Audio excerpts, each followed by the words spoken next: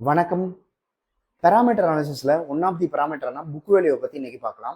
Book வேல்யூவை நம்ம real time எக்ஸாம்பிளோட compare பண்ணி பார்க்கலாம். ஒரு ஃபேமிலி இருக்காங்க. அவங்களோட அம்மா அப்பா 2 பேரும் சேர்ந்து தன்னோட குடும்பத்துக்காண்டி மொத்தமா 10 கோடி ரூபாய் சொத்து சேர்த்திருக்காங்க. அதுல அவங்களுக்கு 2 கோடி ரூபாய் கடன் இருக்கு. அப்படின்னா அவங்களோட ஆக்சுவல் சொத்து வந்து 8 கோடி ரூபாய். 10 கோடி ரூபாயில இருந்து 2 கோடி ரூபாய் போக மீதி 8 கோடி ரூபாய் இருக்கும். ஸோ அவங்களுக்கு 4 குழந்தை இருக்காங்க. 2 பசங்க 2 பொண்ணுங்க. இப்ப அவங்கள்ட்ட இருக்க 8 கோடி ரூபாயை பிரிச்சு கொடுத்தா ஒரு ஆளுக்கு 2 கோடி ரூபாங்கிறது கிடைக்கும். இதுதான் உங்களுக்கான புக் வேல்யூ. 2 கோடி ரூபாங்கிறது தான் புக் வேல்யூ.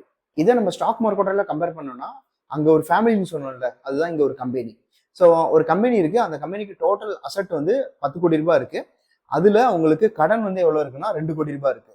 அவங்களோட ஆக்சுவல் அசெட் எவ்வளவுன்னா 8 கோடி ரூபாய். சப்போஸ் அந்த கம்பெனி வந்து திவால் ஆகுது, அவங்களால சர்வீஸ் ப்ரொவைட் பண்ண முடியல அப்படிங்கிற பட்சத்துல இந்த 8 கோடி ரூபாய் இருக்குல்ல, அந்த 8 கோடி ரூபாயை எல்லா பேருக்குமே, எல்லா ஷேர் ஹோல்டருக்குமே ஈக்குவலா பிரிச்சு கொடுத்தோம்னா எவ்வளவு வருங்கிறதா book value. Tata motor stock வச்சு நம்ம புக் வேல்யூ செக் பண்ணி பார்க்கலாம். டாடா மோட்டாரோட கரண்ட் பிரைஸ் வந்து 701 ரூபாய். அதோட அந்த கம்பெனியோட புக் வேல்யூ வந்து 315 ரூபாய். ஸோ இப்போ இந்த கம்பெனி டாடா மோட்டார் கம்பெனி அவங்களால சர்வீஸ் ப்ரொவைட் பண்ண முடியல அப்படின்னு க்ளோஸ் பண்றாங்கன்னா நம்ம 701 ரூபாய் கொடுத்து அந்த ஸ்டாக்கை வாங்கியிருப்போம். பட் ஆனால் நம்மளுக்கு கிடைக்கிறது 315 ரூபாய் தான்.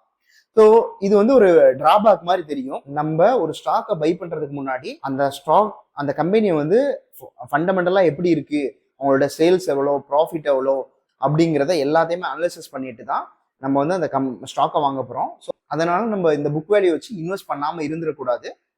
இது மாதிரி ஸ்டாக் ரிலேட்டடான இன்ஃபர்மேஷன் தெரிஞ்சுக்கிறதுக்கு என்னோட யூடியூப் சேனலை சப்ஸ்கிரைப் பண்ணுங்க, என்னோட இன்ஸ்டாகிராம் பேஜை ஃபாலோ பண்ணுங்க.